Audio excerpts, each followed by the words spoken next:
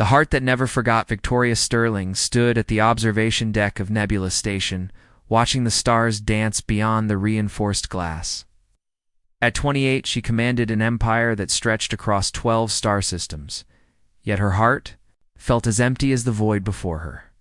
Sterling Galactic Industries was humanity's crown jewel, a testament to human ingenuity and determination that had earned respect even among alien civilizations. Her assistant, Rebecca, approached with careful steps. "Miss Sterling, the new maintenance crew has arrived. They're waiting for your approval in Bay 7. Victoria nodded, smoothing her designer business suit. As CEO, she personally interviewed all personnel who would work on sensitive areas of the station. Trust was a luxury she couldn't afford. Especially with recent alien tensions rising throughout the galaxy, the ghost from her past Bay 7 hummed with activity as Victoria entered. 3 men stood at attention, their worn work clothes a stark contrast to her polished appearance. Her eyes moved across them professionally until they landed on the 3rd man, and her world stopped spinning. "Jake," she whispered, but the word died in her throat. The man before her was older, scarred, his once bright eyes now carrying shadows. She didn't remember. A jagged scar ran from his left temple to his jaw, and his dark hair was streaked with premature silver. But those shoulders, that stance, the way he held his hands, it was unmistakably Jake Morrison, the love of her life, who had vanished 5 years ago during the Frontier Wars. "Ma'am." Jake looked at her with polite confusion, no recognition, flickering in his green eyes. "I'm Jake Morrison, reporting for maintenance duty." Victoria's heart shattered and mended itself in the same moment. He was alive. After 5 years of believing him dead, of mourning the future they would never share, he stood before her breathing and whole, but the way he looked at her like a stranger cut deeper than any blade. The painful charade, "Your qualifications." Victoria managed, her voice steady, despite the earthquake in her chest. Jake handed her a datapad with work records that made her frown. Maintenance work, manual labor, nothing that reflected the brilliant engineer she had once known. The man, who had graduated top of his class from the Galactic Engineering Academy, was now seeking basic mechanical work. "You're overqualified for this position," she said carefully, studying his face for any sign of the man who used to solve impossible equations while making her laugh. "I prefer simple work, ma'am. Easy to understand, hard to mess up." His voice was different to flatter, missing the passionate enthusiasm that used to light up every conversation. Rebecca leaned closer to Victoria. "Ma'am, his medical records show significant head trauma from the war. Memory issues, but his recent work evaluations are excellent." Memory issues.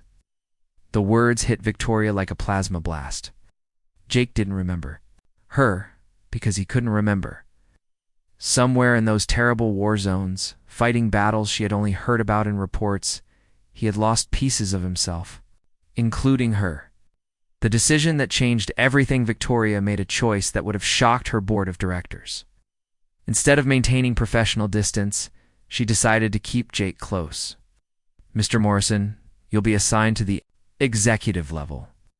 Maintenance and repairs for the command center." Jake's eyebrows rose slightly. "That's sensitive area work, ma'am. Usually requires higher clearance." "I'll handle the clearance personally." Victoria turned to the other 2 men, approved their assignments quickly, then found herself alone with Jake as they departed. The silence stretched between them like a chasm. Victoria wanted to touch his face, to tell him everything, to shake him until he remembered their midnight conversations about terraforming distant worlds, their dreams of exploring the galaxy. Together, the night he had proposed under the artificial aurora of Mars Colony. Instead, she said the work schedule is flexible. "Report to Chief Engineer Torres tomorrow at 0800. Fragments of a lost love over the following days." Victoria found excuses to visit areas where Jake worked. She watched him through security feeds, her heart breaking each time she saw him struggle with tasks that would have been simple for the old Jake, but there were moments, brief flashes, and he solved complex problems with the intuitive brilliance she remembered. "The plasma conduit alignment is off by 0.7 degrees. Jake told Torres during one of Victoria's coincidental visits. If we adjust the phase variance here and redirect the auxiliary power flow, we can increase efficiency by 12%. Torres stared at him. How did you figure that out so quickly? Jake looked confused, as if surprised by his own knowledge. I don't know, it just seemed obvious. Victoria's breath caught. Somewhere beneath the damaged memories, the real Jake was still there, fighting to surface. The brilliant mind that had once designed revolutionary space drives was still functioning, even if he couldn't access all of it consciously. The moment of recognition a week later, emergency alarms shattered the station's quiet routine. A solar flare had damaged the main power grid, threatening to shut down life support systems. Victoria rushed to the command center to find chaos, engineers scrambling, systems failing, and Torres looking overwhelmed. We need to reroute power through the backup systems, but the calculations are too complex, Torres shouted over the alarms. We need someone who understands advanced plasma dynamics. Without thinking, Victoria's eyes found Jake. He was standing at a maintenance panel, his hands moving across the controls with sudden confidence. His eyes had changed, becoming focused and intense in a way she hadn't seen since his return. Give me access to the main computer, Jake said, his voice carrying an authority that made everyone turn. I can fix this. You're just maintenance, one of the engineers protested. Let him try, Victoria commanded, her heart pounding as she watched Jake's fingers dance across the interface. For a moment, he looked exactly like the man she had fallen in love with. Brilliant, confident, unstoppable. The light stabilized. Life support systems hummed back to normal operation. The alarms fell silent. Jake had solved in minutes what had stumped her best engineers. How did you do that? Torres asked in amazement. Jake blinked, the focused intensity fading from his eyes as confusion returned. I'm not sure. Just felt familiar somehow. The growing connection that night. Victoria found herself in the station's observation lounge, a place she and Jake had once visited during their academy days. She wasn't surprised when he appeared, drawn by some instinct he couldn't name. Sterling, he said, approaching hesitantly, wanted to thank you for giving me the chance today. You saved everyone on this station. I should be thanking you. Victoria gestured to the chair beside her. Please sit. Call me Victoria. Jake settled into the chair, his eyes drawn to the starfield beyond. It's beautiful out here. Peaceful. Do you remember anything about space travel? Before your injury? Fragments? Dreams, maybe? Jake's forehead creased with concentration. Sometimes I dream about flying through asteroid fields or working on ships in deep space. But they feel like someone else's memories. Victoria's heart ached for him, for them, for all the memories locked away behind walls of damaged neural pathways. Memory can be strange after trauma. Sometimes it comes back in pieces. Did you serve in the war? Jake asked suddenly, studying her face with unexpected intensity. No, I was here, managing supply lines and civilian evacuations.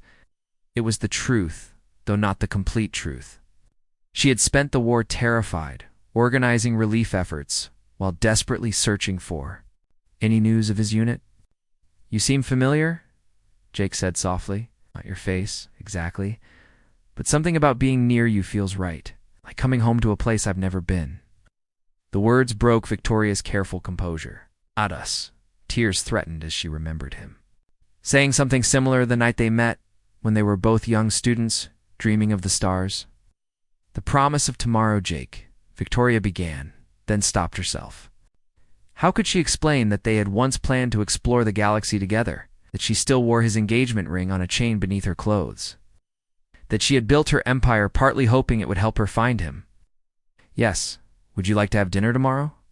There are things about the station I think you'd find interesting.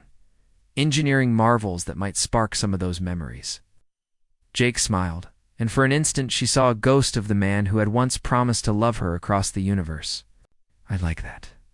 Very much. As Jake left the lounge, Victoria pressed her hand to the ring hidden beneath her blouse. Tomorrow, she would begin the delicate process of helping him remember, of rebuilding what they had lost. But tonight, she simply held on to the miracle that he was alive, that fate had brought him back to her when she needed him most. Outside the viewport, the stars continued their eternal dance. witnesses to love stories that spanned galaxies and survived even the cruelest tricks of memory and time. Victoria made a silent promise to those distant suns. She would help Jake find himself again, even if it meant risking her heart one more time. Oh. The war had taken her love's memories, but it hadn't destroyed his soul, and Victoria Sterling hadn't built an empire by accepting defeat. This was just another challenge to overcome, another impossible dream to make real. Because some loves were worth fighting for, even when the battle was against the darkness in a beloved's mind. Tomorrow would bring new possibilities, new chances to rebuild what they had lost. Tonight it was enough that Jake Morrison was alive, breathing the same air, looking at the same stars. The rest would come, one precious memory at a time. The arrival of the Celestial Princess 3 weeks had passed since Jake's miraculous repair of the station's power grid, and Victoria found herself living in a beautiful torture. Every shared meal, every casual conversation, every moment when Jake's eyes would linger on her face with confused recognition was both a gift and a knife to her heart. She was falling in love with him all over again, even as he remained oblivious to their shared past. The morning everything changed began like any other. Victoria was reviewing supply manifests when Rebecca burst into her office, her usually composed demeanor shattered. "Ma'am, we have an unscheduled arrival. Celestial Empire vessel just dropped out of hyperspace and is requesting immediate docking privileges. They claim to carry Princess Zephyr of the 7th House." Victoria's blood chilled. The Celestials were humanity's most powerful alien allies, but their visits were always planned months in advance through diplomatic channels, and unscheduled. Arrival could only mean crisis. Grant them docking bay 1. Full diplomatic honors. Victoria stood, smoothing her jacket, and Rebecca cleared the executive level. "Whatever brings Princess Zephyr here unannounced, it's not going to be pleasant." News. Old friends, new dangers, Princess. Zephyr stepped off her ship like liquid starlight given form. Her celestial features were hauntingly beautiful, with luminescent blue skin that seemed to glow from within, silver hair that moved like flowing water, and eyes the color of deep space. She wore simple traveling clothes instead of royal regalia, which worried Victoria even more. "Victoria," Zephyr said, embracing her human friend with genuine warmth. Their friendship had been forged during trade negotiations 5 years ago, growing into a bond that transcended species barriers. "I bring dark tidings." How dark? Victoria led Zephyr to her private conference room, noting the single bodyguard who accompanied the princess. Thane was a towering celestial male with warrior markings etched into his silver skin, and the way he looked at Zephyr suggested his protection was more than professional duty. The Shadow Collective has broken the Outer Rim Treaty. They're massing forces beyond the Veil Nebula, preparing for a full-scale invasion of both human and celestial territories. Zephyr's melodic voice carried weight that made Victoria's stomach drop. "Our intelligence suggests they plan to strike within the lunar cycle." Victoria sank into her chair. The Shadow Collective was a militaristic alien species that had been contained beyond the galactic frontier for decades. If they were moving toward inhabited systems, it meant war on a scale that would dwarf the frontier conflicts. What do they want? Total subjugation? They view both humans and celestials as inferior species to be enslaved or eliminated. Zephyr's eyes hardened. "But there's more, Victoria. Something personal that affects you directly." The painful truth before Zephyr could continue. The conference room door chimed. Jake's voice came through the intercom. "Ms. Sterling, there's an issue with the environmental systems on level 7. Chief Torres requested I report directly to you." Victoria's heart stopped. Jake couldn't see Zephyr, not yet. The shock of encountering an alien species might trigger memories too quickly, potentially damaging his fragile recovery. But she couldn't leave Zephyr waiting either. "Send him in," she decided, praying she could manage the situation. Jake entered, tablet in hand, then froze when he saw Zephyr. His face went pale, and the tablet clattered to the floor. For a moment, Victoria thought he might collapse. "Jake!" Victoria moved toward him, concerned. "I know you," Jake whispered, staring at Zephyr with wide eyes, blue skin, silver hair. You were there when everything went dark. The medical bay on Kepler Station. Zephyr's expression softened with surprise and sadness. Jake Morrison. I wondered if you would remember me. Victoria looked between them, confused. You two know each other? I was the one who saved his life, Zephyr said gently. When the Shadow Collective attacked his unit during the Frontier Wars, I found him dying in the wreckage of a transport ship. I used celestial healing technology to keep him alive until human medics could reach him. Jake pressed his hands to his temples, fragments of memory clearly fighting to surface. The attack. We were evacuating civilians from the mining colony. Then the sky filled with black ships, and everything was fire and screaming. Memories in the dark Victoria felt the world tilting around her. Jake, you were listed as missing in action, presumed dead. I searched for you for years. Because that's what we needed everyone to believe, Zephyr said quietly. The Shadow Collective had placed a bounty on Jake's head. They wanted him alive. For his knowledge of human defensive systems, if anyone had known he survived, they would have hunted him relentlessly. So you hit him, Victoria realized. Pieces falling into place. Memory issues, the false work records. Celestial healing technology can repair physical damage. But traumatic memory suppression was the only way to protect his mind from the psychological torture the collective would have used. Zephyr looked at Jake with gentle sympathy. We gave you new identification, new history, and helped you find work far from the frontier. It was supposed to be temporary until the threat passed.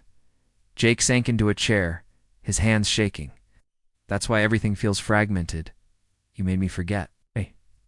Made you forget the pain and the classified information that made you a target? Zephyr corrected.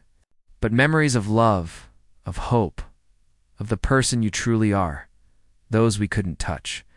They've been fighting to return to you. Victoria felt tears streaming down her face.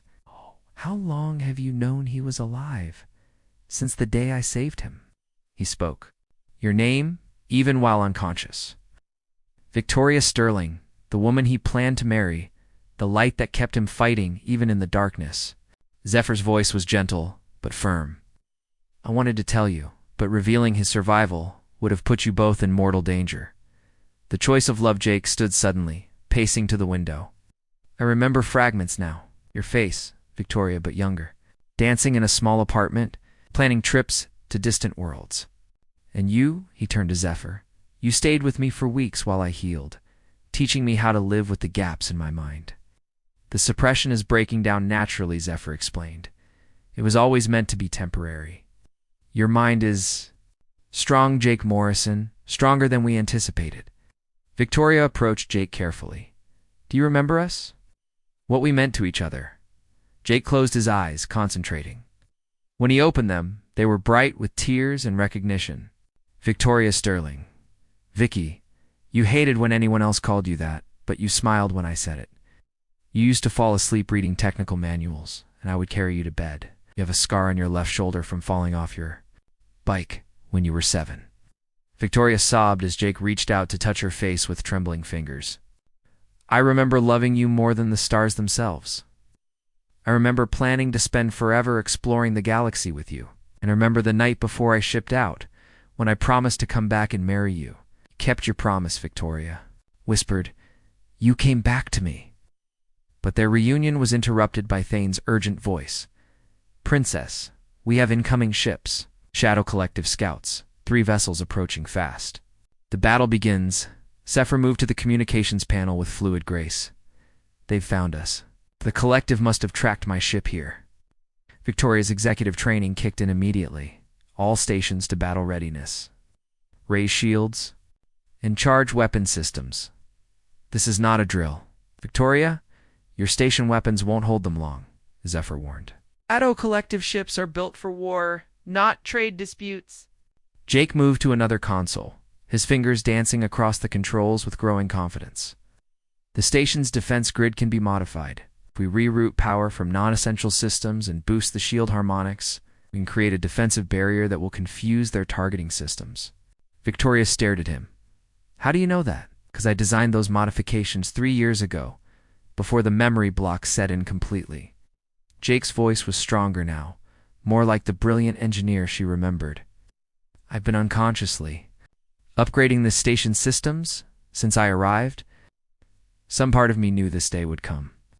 The station shuddered as the first Shadow Collective attack struck the shields.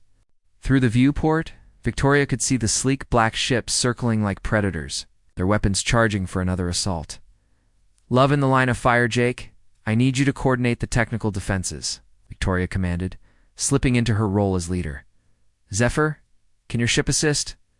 "Thane and I will provide cover while you strengthen the shields," Zephyr agreed, then paused.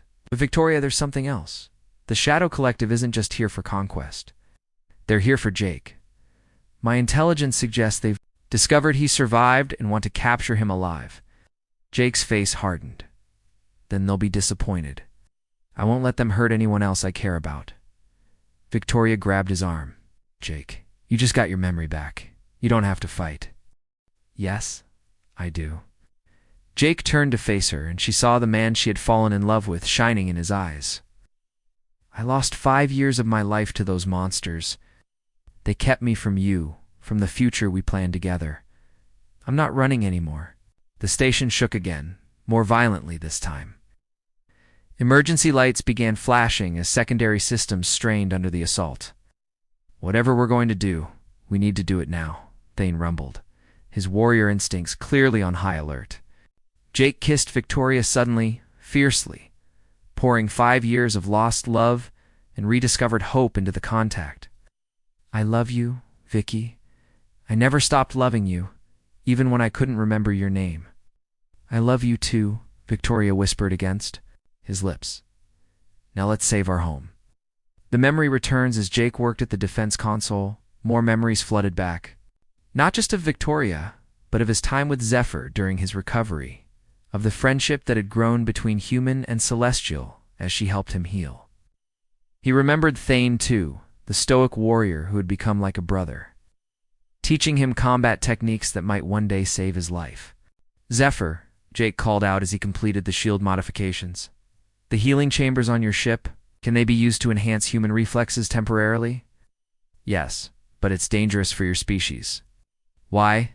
"Because I have an idea that's either brilliant or completely insane." Jake turned to Victoria. "I need to get aboard one of those Shadow Collective ships." "Absolutely not," Victoria said immediately. "Listen to me.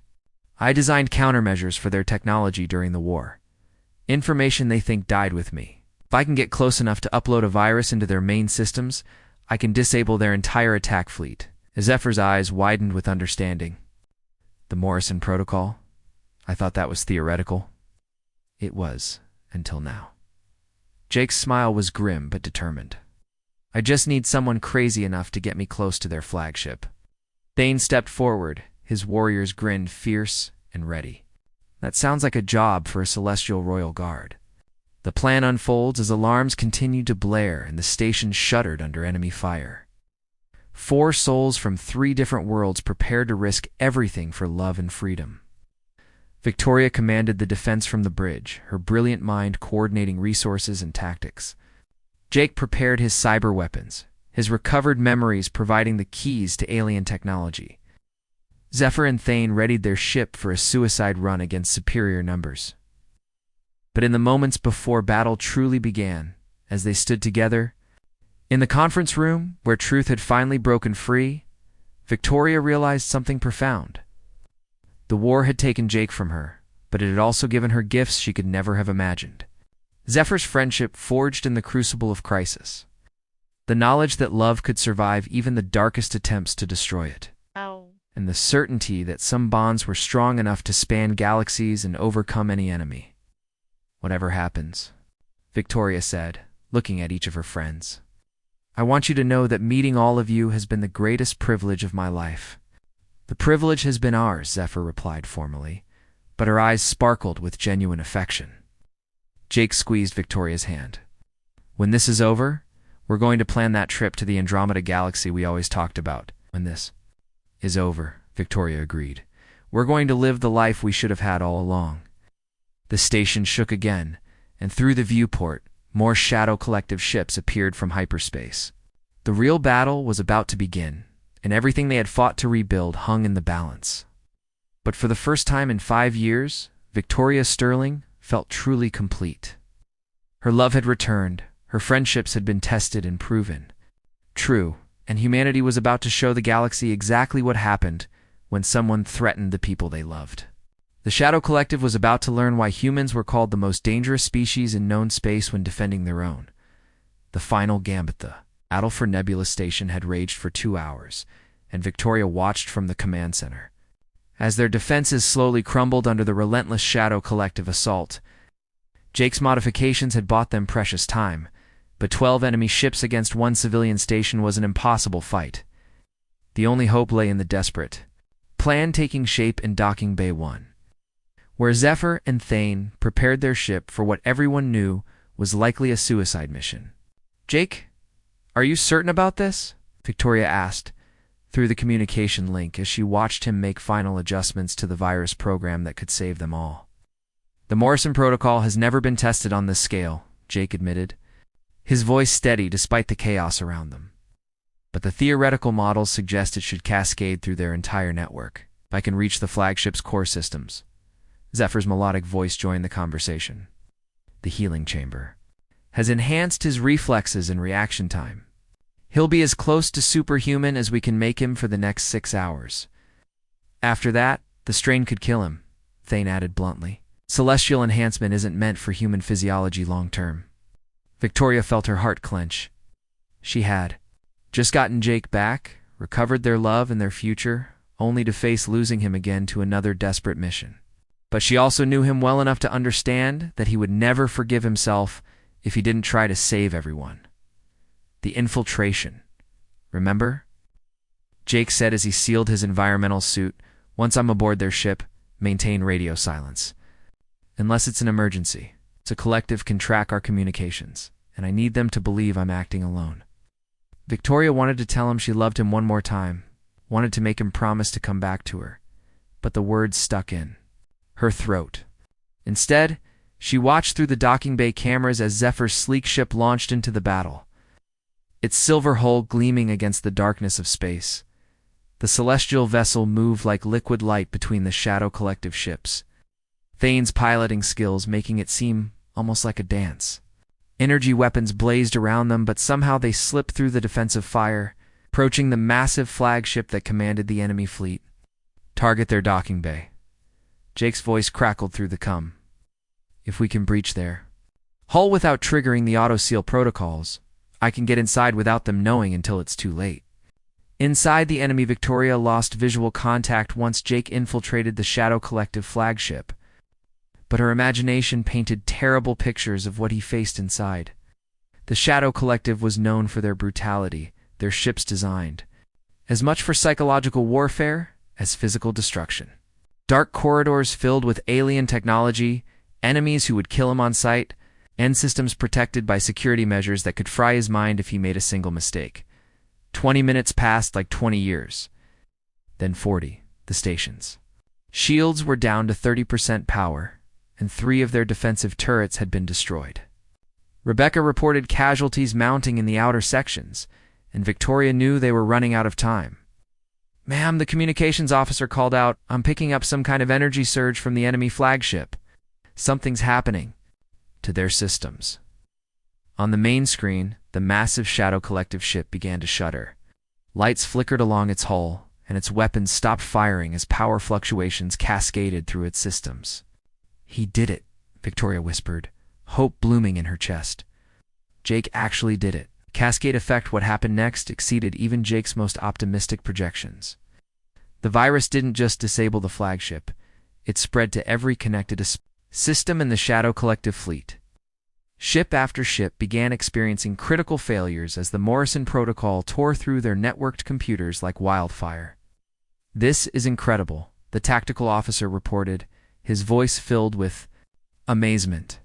"Their entire fleet is going dark. Weapons offline, engines failing, communications jammed. It's like watching dominoes fall." But Victoria's relief was short-lived. Emergency alarms began blaring on Zephyr's ship as Shadow Collective fighters, operating on independent systems, swarmed toward the crippled flagship in a desperate attempt to rescue their command structure. "Thane, get out of there," Victoria commanded. Jakes completed the mission. "Extract him and return to the station." "Negative," Thane's deep voice responded. "The human is trapped in the flagship's core. The virus triggered security protocols that sealed the entire section. I'm going in after him." Love's true test, Victoria watched in horror as Thane's personal fighter detached from Zephyr's ship and dove toward the enemy flagship. Weaving between desperate defensive fire, Celestial Warrior moved his craft with impossible skill, but even he couldn't dodge everything.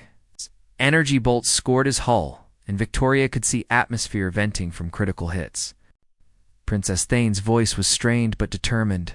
"If I don't make it back, tell the High Council that serving beside humans has been the greatest honor of my military career." "You're coming back, you stubborn warrior," Zephyr replied, tears visible in her luminous eyes. "I refuse to lose you when I've only just realized how much you mean to me." The confession hung in the air as Thane's fighter disappeared into the enemy ship's docking bay. Victoria realized she wasn't the only one facing the prospect of losing someone she loved in this battle. The rescue inside the Shadow Collective flagship chaos reigned as systems failed throughout the massive vessel. Jake Morrison crouched in the core computer chamber, his enhanced reflexes the only thing keeping him alive, as automated defenses tried to eliminate the intruder, who had crippled their fleet. The sound of combat in the corridor outside told him he wasn't alone anymore. Heavy footsteps, the distinctive whine of celestial energy weapons, what sounded like Thane's voice shouting battle cries in his native language. Jake Morrison. Thane's voice boomed as he blasted through the sealed door. "Your woman is very upset about you being late for dinner." "Sorry about that," Jake replied, grinning despite their desperate situation. "Had to finish redecorating their computer systems." Thane's warrior's grin matched his own. Humans. Always making jokes when death comes calling. No wonder Princess Zephyr finds your species so fascinating. Together they fought their way through the dying ship as emergency power failed and artificial gravity fluctuated wildly. Jake's enhanced reflexes let him move like a ghost through the darkened corridors, while Thane's superior strength and combat training cleared their path to the docking bay. Victory and reunion, the battle for Nebula Station, ended not with a final explosion, but with surrender. The Shadow Collective fleet, powerless and adrift, transmitted their unconditional capitulation as rescue ships from both human and celestial forces arrived to secure the area. Victoria stood in the docking bay as Zephyr's ship touched down, her heart in her throat until she saw Jake emerge from the airlock. He was battered and exhausted, the celestial enhancements having taken their toll. But he was alive and whole and walking toward her with that crooked smile she loved. "Miss me?" he asked as she threw herself into his arms. "Never leave me again," Victoria whispered against his neck, holding him so tightly she was afraid she might hurt him. "Never," Jake promised, his own voice thick with emotion. "We have too many galaxies to explore together." Behind them, Zephyr and Thane shared their own reunion, the princess finally admitting what everyone else had seen from the beginning. Love had indeed conquered across the stars, bridging not just the gap between human hearts but between entire species. The new alliance 3 months later, Victoria stood once again at the observation deck of Nebula Station, but everything had changed. The facility had been expanded into a joint human celestial research and diplomatic center, with Jake serving as Chief of Advanced Systems Development and Zephyr as the official celestial ambassador. The Shadow Collective threat had been neutralized, their surviving forces integrated into a new galactic peacekeeping alliance. The Morrison Protocol had become the foundation for defensive systems that protected dozens of worlds, ensuring that no species would again face the threat of total conquest. "Penny for your thoughts," Jake said, joining her at the viewport. He moved without the enhancement now, but his natural grace and recovered memories made him more himself than he had been in years. Just thinking about how different everything is from a year ago, Victoria replied, leaning into his warmth. "I was alone, building an empire I didn't really want, searching for someone I thought was dead. And now I have everything I never dared to dream of. A love that survived war and memory loss. friendships that span species, a future that's bigger than just human space. Jake pulled a small box from his pocket, and Victoria's heart stopped. It was simple, elegant, containing a ring that seemed to capture starlight in its crystalline structure. "This is made from materials found only in the Andromeda Galaxy," Jake said, his voice soft with nervousness and hope. "Zephyr helped me design it. It represents a promise that wherever our explorations take us, whatever new worlds we discover, we'll face them together." Victoria looked at the ring, then at the man who had loved her across time and space, who had fought aliens and his own damaged mind to return to her. "Jake Morrison, are you proposing to me on a space station?" "Victoria Sterling, I'm proposing to you everywhere. On every world we'll visit, and every star system we'll explore, for all the rest of our lives, and whatever comes after." Jake's smile was radiant. "Will you marry me, and help me explore infinity?" "Yes," Victoria whispered, then louder. "Yes, absolutely yes." The wedding of worlds, the ceremony took place on the observation deck, with Earth visible in the distance, and the celestial homeworld gleaming like a blue jewel in the opposite direction. Ambassador Zephyr officiated, her melodic voice weaving human and celestial traditions into something entirely new and beautiful. Thane stood as Jake's best man, his warrior stoicism cracking just enough to show his genuine happiness for his friends. "By the authority of the Galactic Alliance and the love that binds all sentient beings," Zephyr intoned, "I pronounce you married across all worlds and through all time." The kiss that followed was witnessed by representatives from 12 different species, broadcast to colonies throughout human space, and celebrated on the celestial homeworld as a symbol of the new era of cooperation and understanding. Forever and always, years later, when historians wrote about the formation of the Galactic Alliance, they would note the Battle of Nebula Station as the turning point.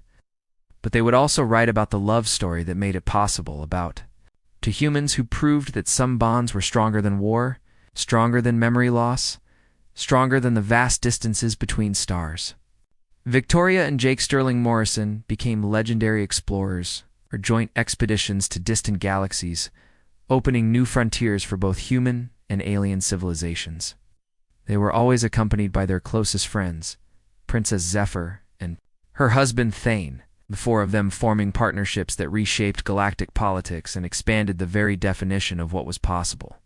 But on quiet evenings, when they stood together on the bridge of their exploration vessel and watched new stars being born in distant nebulae, Victoria and Jake would remember the moment when love conquered not just their own fears and pain, but the darkness that had threatened to consume entire worlds.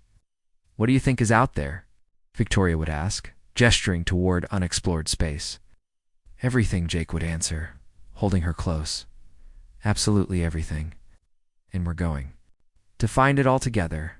Behind them, the stars continued their eternal dance, witnesses to love stories that spanned galaxies and survived even the cruelest tricks of fate and time.